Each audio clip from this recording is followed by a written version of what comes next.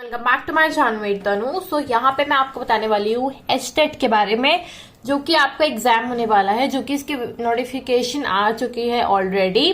ठीक है, तो एचटेट मतलब यहाँ पे होता है हरियाणा टेट, मतलब कि Haryana teacher eligibility test.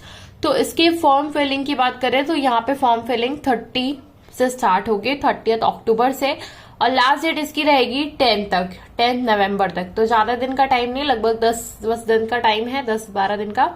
Admit card की बात करें तो एडमिट कार्ड आपका 24 नवंबर को आ जाएगा। और एग्जामिनेशन की डेट यहाँ पे अलग अलग लेवल है, टीजीटी, पीजीटी, ठीक है, पीआरटी हो गया। तो यहाँ पे अलग अलग आपको डेट दी गई है उस चीज के लिए।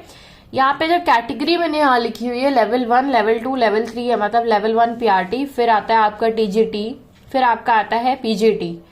तो अगर क्वेश्चन की बात करें तीनों लेवल्स में, तो टोटल क्वेश्चन हर एक लेवल में, मतलब इसमें 150, इसमें 150, इसमें 150। यहाँ पे अलग अलग लेवल्स क्यों बता रही हूँ मैं, क्योंकि जैसे आप पेपर 1 सीटेट का देते हो, पेपर 1, पेपर 2, यहाँ पे क्या है 3 लेवल्स में है ये चीज।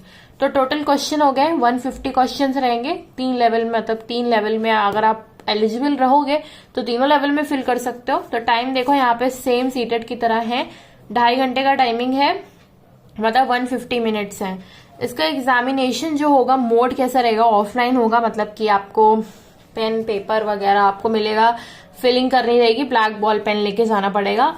अब जैसे कि सीटेट में होता है निगेटिव मार्किंग नहीं है, एचटेट भी वही सेम चीज फॉलो करता है कि निगेटिव मार्किंग इसमें नहीं होती है।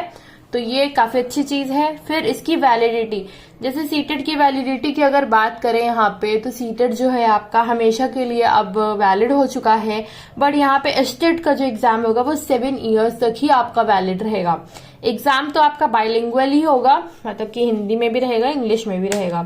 और एग्जाम आपके सेंटर्स कहाँ पड़ेंगे, अदर स्टेट वाले दे सकते हैं। तो हाँ, एचटेट वाला एग्जाम है, कोई आपको नौकरी तो मिलनी नहीं है, बट हाँ एग्जाम एक तरीके का पास वाला है कि आप आगे के लिए एलिजिबल हो जाओगे अगर कोई चीज, अगर वहां की नौकरी निकलती है तो एग्जाम तो आपका हरियाणा में होगा। तो ये सोच लीजिएगा कि आपको वहां देने जाना पड़ेगा, तभी आप इस फॉर्म को फिल करिएगा। और ज्यादा दिन का टाइम भी नहीं है, दिसंबर में आपका एग्जाम भी रहेगा। अगर हम क्वालिफाइंग की बात करें तो सेम जैसे सीटेट में 60% चाहिए, 90 मार्क्स चाहिए 150 में, सेम हेयर आपको एचटेट में भी 60% मार्क्स चाहिए, मतलब कि 90 नंबर चाहिए नॉर्मल, मतलब कि यहाँ पे अगर जनरल वालों की बात करें। और यहाँ पे जो अदर स्टेट वाले हैं वो भी जनरल में ही काउंट होंगे, भले वो SC/ST में आए या फिजिकली हैंडीकैप है, उससे मतलब नहीं है। यहाँ पे हरियाणा में जो ऐसे बच्चे होंगे उनको यहाँ पे छूट मिलेगी। तो 82 मार्क्स अप्रॉक्स है, वो अपना चेक कर लीजिएगा। तो यहाँ पे फीस की अगर मैं बात करूं तो सारे कैंडिडेट्स, इवन हरियाणा वाले और आउटसाइडर, ठीक है, तो लेवल 1 अगर आप लेवल 1 फिल कर रहे हो, मतलब पीआरटी, तो आपको 1000 रुपए देना पड़ेगा। अगर आप पर लेवल, मतलब 2 लेवल फिल कर रहे हो, चाहे टीजीटी और पीआरटी कर रहे हो, तो 1800, तीनों लेवल फिल कर रहे हो तो यहाँ पे आपको 2400 रुपए फीस देनी पड़ेगी। अगर मैं SC और फिजिकली हैंडीकैप कैंडिडेट्स की बात करी हूँ, जो कि हरियाणा के बाहर वाले कैंडिडेट सब इसी में काउंट होने वाले हैं। आप लोग चाहे आप यूपी से हो, बिहार से हो, चाहे जहां से भी हो, जो भी स्टेट से हो, सब यहाँ में ही काउंट होंगे। अगर हरियाणा में आप SC हो और फिजिकली हैंडीकैप वगैरह हो, तो यहाँ पे आपकी फीस जो है वो कम कर दी गई है, मतलब 500 रुपीज लेवल 1 की, मतलब कि 1 लेवल की। 2 लेवल फिल कर रहे हो तो 900, और तीनों कर रहे हो तो 1200 है। अब क्या क्या पूछा जाएगा, तो ओवरऑल अगर मैं चीजें आपको बताऊं पूछने की, तो क्या क्या चीजें पूछी जाएंगी, जैसे सीटेट में पूछा आता है सेम ईयर वही पैटर्न है, हल्का सा चेंज है। सीडीपी देखिए 30 नंबर की आएगी, लैंग्वेज हिंदी इंग्लिश है, 15-15 नंबर की यहाँ पे पूछी जाएगी। वहां आपका 30-30 का हो जाता था, पेडागोजी और ग्रामर भी पूछा जाता, पता है यहाँ पे थोड़ा चेंज हो गया है। यहाँ पे ये चीज आपकी एक्स्ट्रा आ गई, general studies, quantitative aptitude, reasoning, मतलब जनरल स्टडीज में ही क्वांटिटेटिव एप्टीट्यूड, रीजनिंग, और हरियाणा का जीके, और यहाँ पे अब जनरल अवेयरनेस, मतलब कि यहाँ पे 10-10 नंबर का, मतलब 30 मार्क्स का आपका ये हो गया है, ये आपका 30 मार्क्स का हो गया है। तो 30 और 30 यहाँ पे 30 इधर, तो यहाँ पे ही आपके, अगर आप इसी को अच्छे से कर लो तो यहीं पे आपके 90 पूरे हो जाएंगे। और क्या आता है, मैथ्स और ईवीएस, जैसे आपका सीटेट में आता है वैसे सेम ईयर यहाँ पे भी 30, तो टोटल यहाँ पे 150 होता है। ये मैं पीआरटी, मतलब कि लेवल 1 का आपको बता रही हूँ। अभी और भी मैं आपको बताऊंगी, टीजीटी वाला, फिर पीजीटी वाला। अगर लेवल 2 की बात करें तो CDP रहेगा 30 का।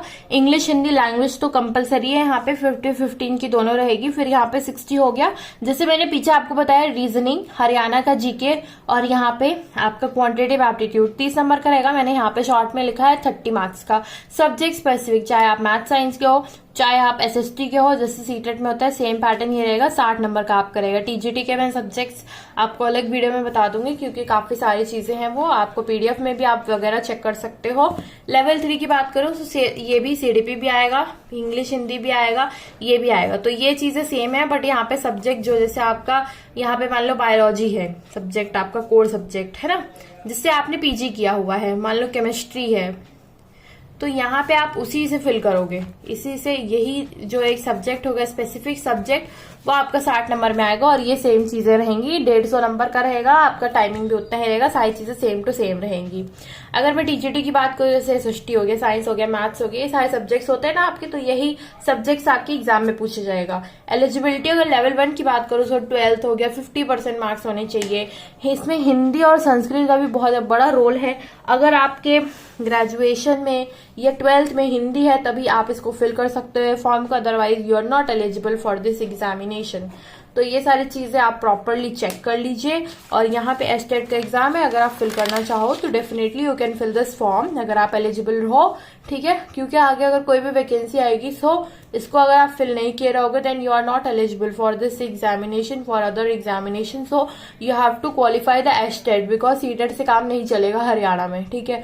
और सारे जगह जैसे बिहार में BPSC वगैरह एग्जाम में आपको ले लिया जाता है on the basis of the CTET, but यहाँ पे आपको क्वालिफाई करना पड़ेगा HTET, otherwise you are not going to eligible in the Haryana for the teaching test. Okay, so यहाँ पे आगे के लिए आप नहीं एलिजिबल रहोगे अगर आप एस्टेट नहीं क्वालिफाई कर रहे हो। So this is it for the today's video.